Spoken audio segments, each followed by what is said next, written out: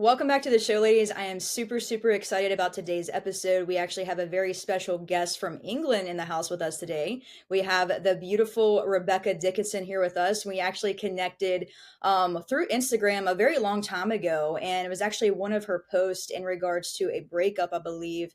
I stumbled across on TikTok, and I was like, "Who is this girl?" I'm like, "I need to just shoot my shot and see if she wants to come on the podcast sometime." So I'm super excited because she is here today to talk with us about healing after a breakup. And I feel like this is definitely a topic that a lot of us need to just really hear, just because whenever I was going through breakups and trauma, abusive relationships, I didn't know what healing even looked like. So I'm super excited to see what she has to share with us today. So without any further ado, welcome to the show.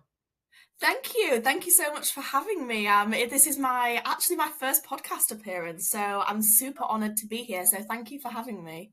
Absolutely. Thank you for being here. So I know that you're from England and that you're really into fitness and stuff like that, but can you tell us a little bit more about like who you are? So I'm Rebecca, or I go by Becca on my Instagram account and my TikTok. It's Becca's Day. That's my handle. I'm 26. I'm 27 next month. I'm 27 on the 27th. I don't know if you believe in angel numbers, but something to be said for that. I started my whole social media journey and healing journey about 9 months ago when I went through a pretty traumatic breakup. And it was just more of a way to channel my energy into something positive. And it was, you know, how obviously affirmations are a really positive kind of self care thing. We look in the mirror and we say things to reaffirm things to ourselves.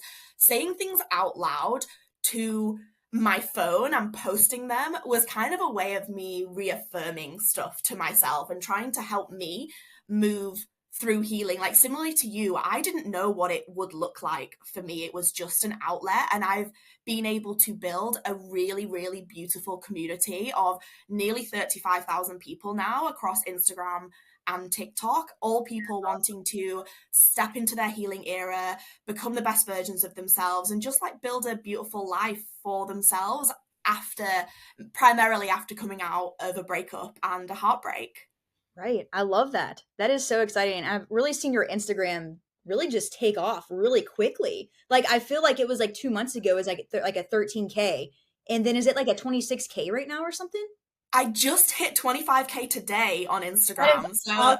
thank you. That was a massive milestone. I feel like I actually only hit 20K like a couple of weeks ago. My friend made me a cake like for celebrating 20K, and now I'm already at 25, and That is I'm all about celebrating all of the little wins. So I'm like, okay, how can I celebrate 25 now? Like, this is like, I think it was just before Christmas I was on 15.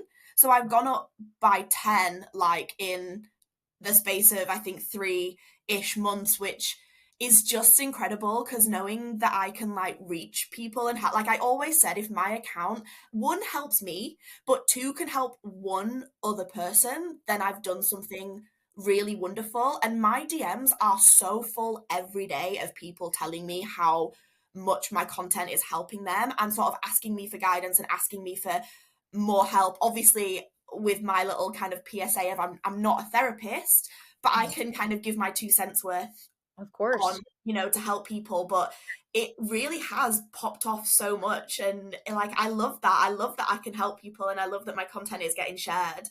Absolutely. That's awesome. Do you think that eventually like you'll jump into that like full time, like becoming doing something like with social media, like as your main? I would love that. Like, Yeah. creating, like, another thing that I kind of discovered through all of this is creating content is such a massive passion for me. Like, it doesn't feel like work. It just comes so naturally, and especially when you get great interaction on something, I Exactly. love it. I would love to be able to make Becca's Day and sort of like creating this content that really helps people, empowers people. I would love that to be, my full-time gig, like, Oh, eventually. heck yeah. Yeah. I'm definitely possible for sure. So I love that. So back to like the whole like breakup part and whatnot. One of the first things I would like to discuss is just kind of like navigating the emotional roller coaster. I know that we can both like relate to that. Yeah. And whenever you were going through that and whatnot, what did that look like for you? Was it a bunch of sadness, loneliness, anxiety? Like, were you having panic attacks?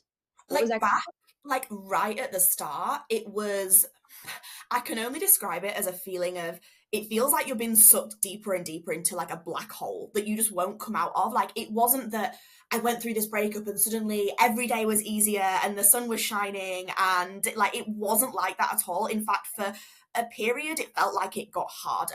Like, because it was, I really struggled to, I think, probably come to terms with it. Because ultimately, no matter what way you spin it, going through a breakup is grief. You Exactly. have experienced a loss of someone, and not only a loss of that person, but a loss of the life that you thought you were going to have. You know, like I envisioned my life with this person, I had planned a future with them. You know, it was, I was set, I was done. Like that, I was good. Yeah. And then that was like the rug was ripped out from underneath me, like pretty unexpectedly. And so for a little while, and that's totally fine. Like the first stage of grief is denial. You will sit in denial for a little while. And I can only say, like, there's such a beautiful saying that I believe to my core, and you've got to feel it to heal it. Like, you have to allow yourself to feel what you need to feel. If you need to sit there and sob and sob and sob, you like, don't fight that, because it's not, you're only holding in something that needs to be let out. And so for sure, back at the start, it was, I actually had two, like, that I remember really prominently, awful panic attacks. I couldn't peel myself out of bed. I didn't know what to do with myself. But there is definitely a point where that changed for me and things started to feel better. But it's not easy, and it doesn't happen from the word go. It's not like, okay, I've had a breakup and now I'm on my healing journey and in my healing era. It's definitely a process. Right. Exactly. I know. So back to the whole like feeling every emotion that you feel and whatnot. And honestly, like before it, like previously, whenever I went through another breakup, that was one thing that I really screwed up with, is that I kept myself so busy. I ignored the way I was feeling. And then Yeah. months later, it ends up just catching up with me and just slamming me down, basically. Yeah. So, my most recent breakup that I went through, I was like, okay, I'm going to sit here and feel every single emotion, because I knew that that was the only way that I was truly going to heal. Well, And that was very difficult. And anytime I felt like just being angry, I would sit there and just be angry. If I felt like being happy just because I had finally moved on from that person and like left and stepped away, I would be happy. But then most times, honestly, I was just a mental disaster. Like, I truly believe I had like a mental breakdown for the first time in my life. Like, I yeah, couldn't me too. even like I've heard of people saying that they're going through like a mental breakdown. I had no idea what that looked like. But man, I kid you not, there were days I couldn't even get up out of bed until like 12, 1 o'clock, because I Yeah. would just sit there and just cry. That's all I would do. Like, There was a point in time where I didn't even like, I don't mean I didn't recognize who I was through my behavior. I mean, like, physically, like I looked at myself in the mirror and I had these like awful sunken eyes. Like, they were like, it looked like I'd been like soccer punched in both eyes because I hadn't slept. I did for wow. about, I would say, because my personal situation, we lived together, me and my ex, and I had to continue to live with him for about 4 weeks after we broke up Oh, until he found somewhere else to live. And I would say for that entire 4 weeks, I did not sleep. Like, I honestly, I don't know how I functioned. Like, I must have just been running on some sort of like fumes. But yeah. like, it is crazy. Like, the variance of emotions that we go through. And going to your point about distractions, I think there is a lot to be said for them. Like, I think it is really good to channel your energy into positive things, like, like seeing your friends, going on walks, going to the gym, doing some cooking, doing things to distract you is really helpful. Like, the last thing I would ever recommend someone to do is just sit in solitude and do nothing. But at the same time, sitting in the discomfort of the emotion is essential. Like, learning to live on my own again after my ex moved out, at first silence was so loud and I hated it. Like, Yeah. I hated not having someone pottering around in the background or getting in the shower or cooking, or there was just always the presence of someone else there. And I had to really, like, it'd be a Saturday night and I'd be sat on my own on the sofa and I'd be like, I hate this. I'm not talking to anyone. There's no one here. And now I'm almost at the other end of the scale where I'm like, I can't imagine someone being here. Like, I love Right. that I've got all this space and this freedom and this peace and, you know, but it's only because when it's uncomfortable, you have to sit in that discomfort. You have to flex those muscles to Exactly. get used to using them. Yeah. That's so powerful. Man, like, girl, you need to have your own podcast. Yeah. Yeah, of Maybe one course. day. Yeah, that'd be awesome. I'll come Um, to you for some tips. You can help me. Absolutely. I had no idea what I was doing, and somehow it's all worked out. Here Um, you are. this is totally random, but do you know who Mel Robbins is? Yes, I do. I only through like TikTok and things like that. Yeah. I'm like, how in the world, like, where did this lady come from? And I started to do like research and stuff like that. And she literally said a year ago, she had no idea how to start her own podcast. And her podcast is, I think it's like the number one of something. It's huge. I'm Wow. like, dang, like it's literally just normal people, just like you and me, that used to be nobodies, and they just go out here and just start sharing their story. You've Really, got to, like, I always thought it's such a pipe dream, like doing anything like this, because I was like, who am I? Like, I live in boring old England, like, you know, no one's like, it's not like I'm in some glamorous place. Like, I listen to podcasts from Australia and California, and I'm just like, oh, here I am in rainy England. Like, who's going to be interested in my life and what I'm doing? And then before I know it, like I said, I've got this wonderful community and following that I've built. And so you are right. If either of us are the example, as well as obviously Mel Robbins is like the like mega end of the scale of, like you said, I think she's like charting at number 1 and she's got millions of followers on her I account, know, isn't she? like every social media platform. I'm like, dude, what the heck? She's doing something right. Maybe like she's doing something right. I know. And I'm like, she must be running ads or something like that. Cause I seen her Facebook the other day and she had over like 2 million, I think, on Facebook. So I'm like, I'm pretty sure that's got to be coming from ads. I'm Um, not even tapped into Facebook. Like I don't even have like a Becca's Day Facebook because I feel like there's only so, like, alongside working a full-time job, there's only so much I can do, and I'm obviously already posting to TikTok, to Instagram, trying to do like email marketing and maintain a website. And I just felt like if there was like where my target audience will probably be mhm. is likely to be like TikTok and Instagram, but maybe I'm missing a trick. Honestly, girl, I take the same exact content that I post on TikTok and Instagram and I post it over on Facebook. My Facebook blew up because of it. Really? Yeah, it literally just it's about to hit 121,000 right now. Girl, Yeah. congrats. Yeah, and it's literally the same exact content that I'm posting on Instagram and TikTok, so I don't have to like repurpose it. And once you get to like a certain amount, I think it's 10,000 followers, you'll start getting paid.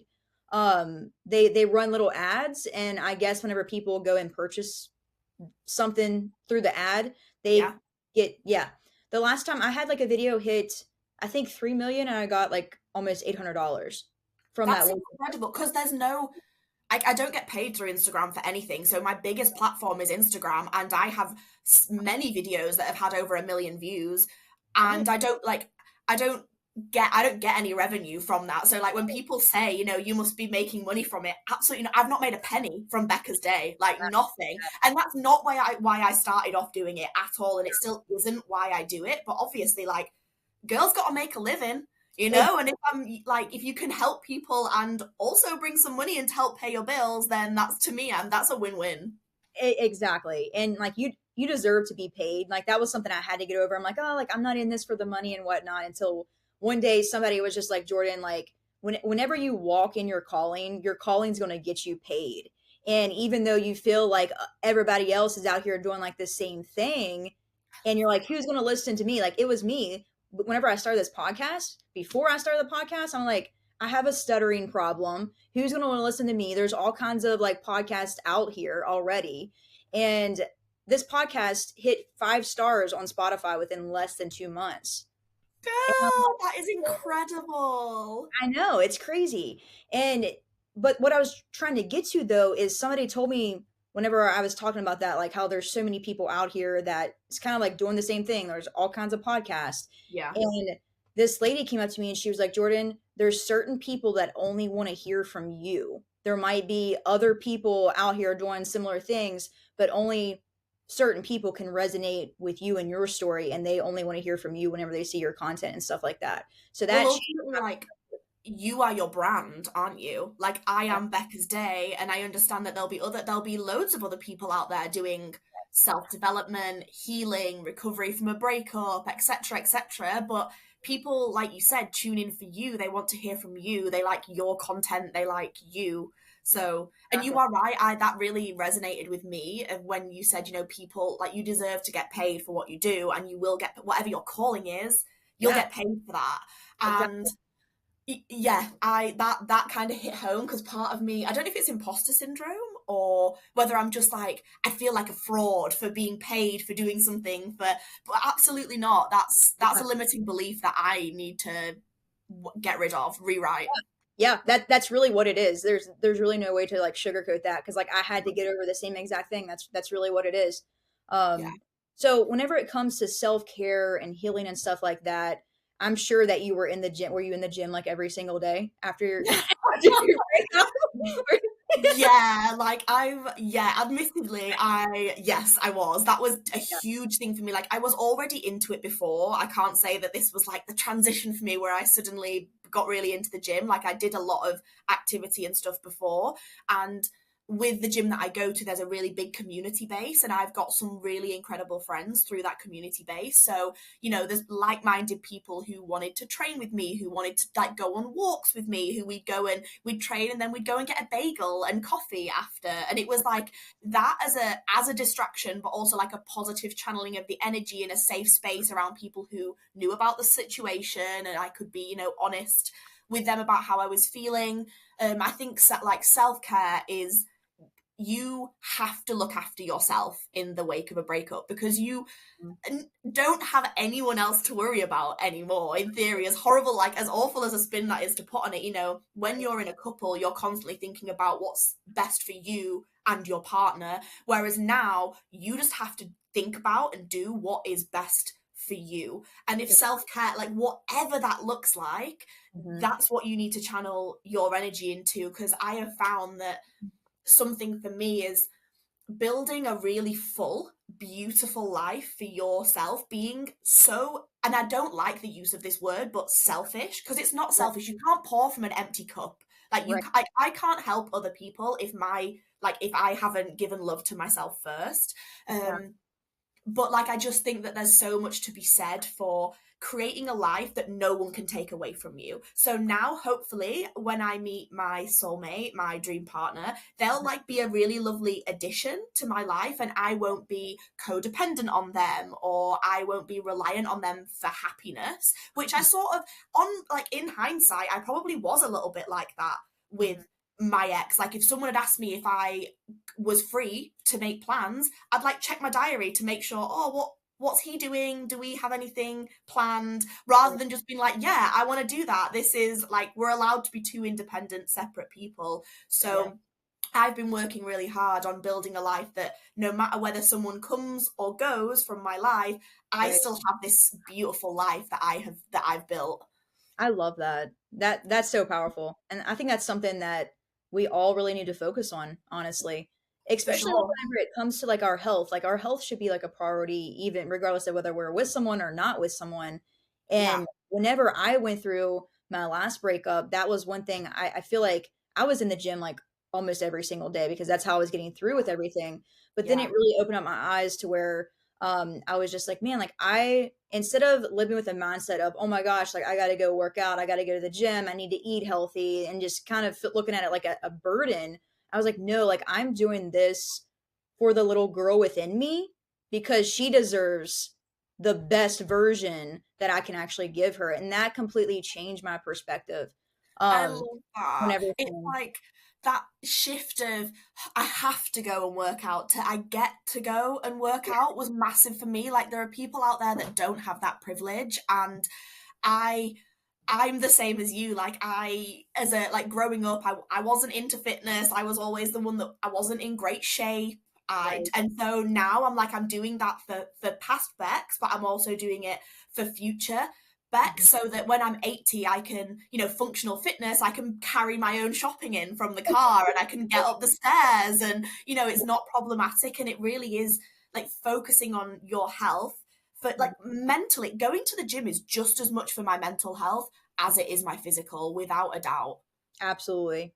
Yep. I For was sure. talking to my therapist the other day about that, and she was like, "Do you notice a difference whenever you go to the gym and your anxiety, the way that you're feeling, your sadness and stuff like that?" And I'm like, "Oh yeah."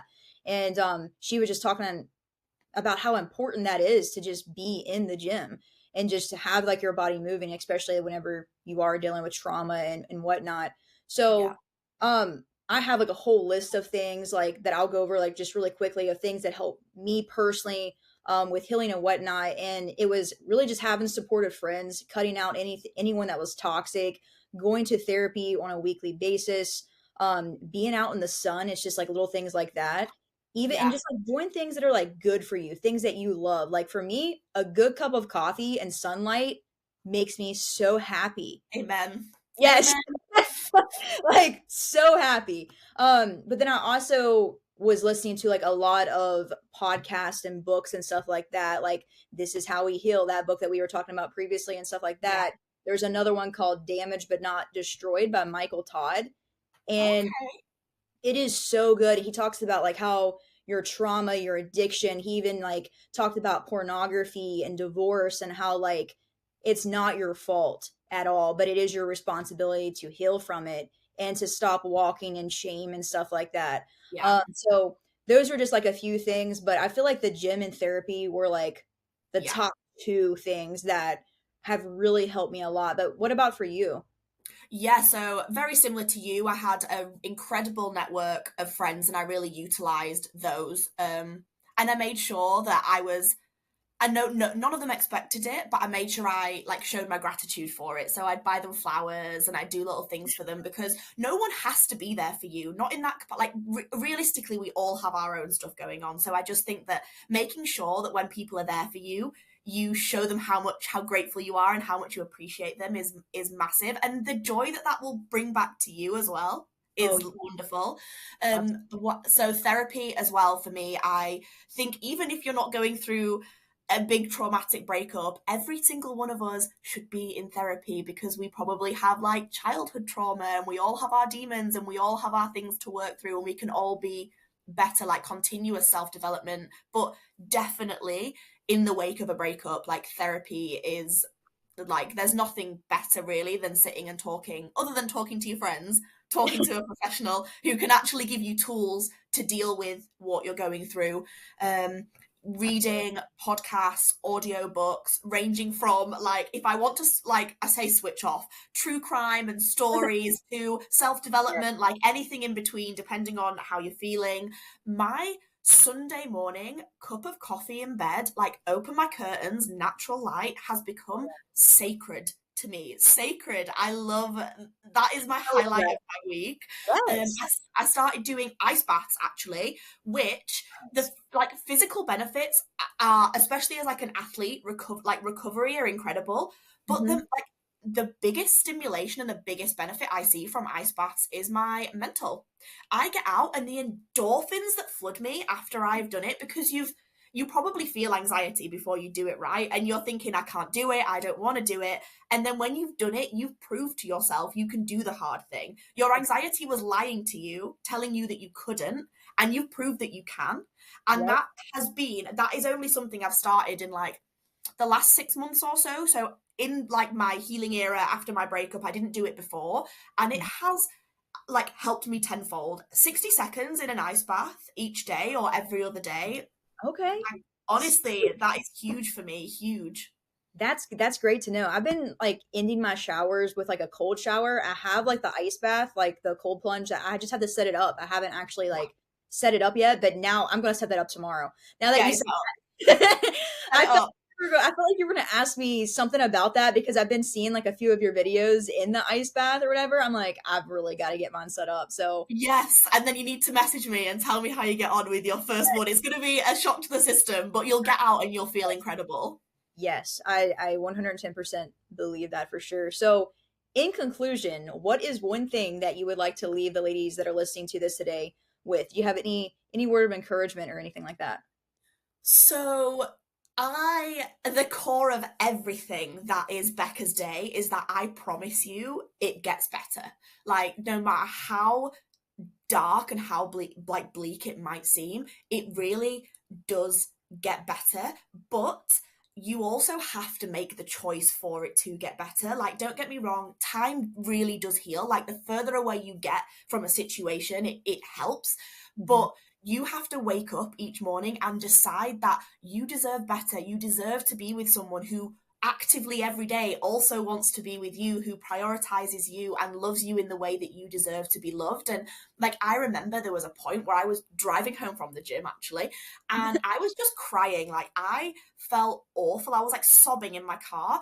And I was just affirming out loud in the car to myself, I don't love him. I don't want to be with him. Because like, you have to tell yourself these things in order to believe them. But you know, you can sit and you can wallow and you can feel sad for a certain period of time. And I'm not saying that there aren't times when I don't feel sad sometimes still too. Of We all course. have a little cry every now and then, but taking the active steps to heal, doing the work, going to therapy, whatever, you know, healing looks like for you. Like, obviously you and I discussed some of the things that really make us feel good. You Yeah. have to make that choice to at a certain point. I'm not saying immediately after your breakup, but you know, a couple of months out, a couple of weeks out, whatever feels right for you, you have to say, I deserve better and I trust the universe, because ultimately whatever is meant for you will never pass you by. That's just not how it works. Like, and anything that isn't meant for you, you can't hold on to it no matter how hard you try. Yes. So release the grip and release the control and say, if not this, then something better, and start building that life for yourself, ready for the right person to come along. Yes. Wow, that's so powerful. That is one way to end Yeah. the episode. Yeah. I love that. Sweet. Well, thank you so much for being here. I really appreciate your time and coming here to talk with us about healing after a breakup and whatnot. And I definitely want to have you back on the show in the upcoming future. I So would love that. Thank you so much for having me. I've had a really wonderful time chatting to you, and yeah, I hope to be back soon. yeah, absolutely. We'll see you ladies on the next upcoming show. Thank you, everyone.